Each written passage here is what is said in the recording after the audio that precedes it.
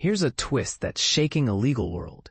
A newly appointed U.S. attorney is reportedly preparing to pursue charges against James Comey, even though prosecutors themselves concluded there's no solid evidence to support the case.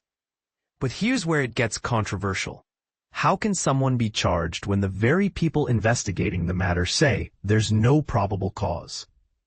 And this is the part most people miss. The person driving this effort, Lindsey Halligan, has never handled a criminal prosecution in her career. Let's unpack how this unusual situation unfolded.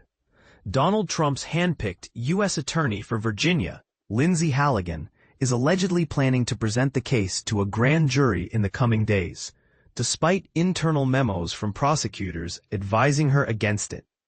According to sources close to the investigation, a team of DOJ lawyers spent months examining Comey's alleged lies to Congress and found no credible evidence to justify perjury or obstruction charges. That means not only would it be impossible to secure a conviction, but even the lower standard required for an indictment, a legal threshold that's easier to meet, wasn't satisfied. The Justice Department's own rules, outlined in their official guidelines, state that prosecutors shouldn't bring charges unless they're confident a defendant will likely be convicted beyond a reasonable doubt and that the verdict would hold up on appeal.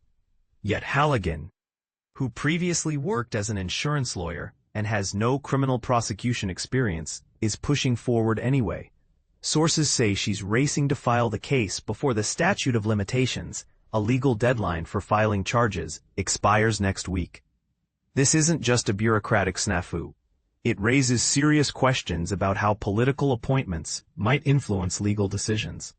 If prosecutors say there's no case, why is a first-time prosecutor ignoring their advice? And what does this say about the integrity of the justice system when high-profile cases seem to hinge on who's in charge?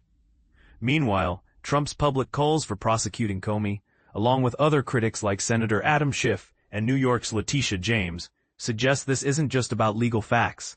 It's about sending a message. But here's the real question.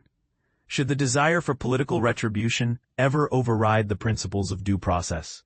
Share your thoughts in the comments. Do you think Halligan's actions are justified, or is this a dangerous precedent for the rule of law?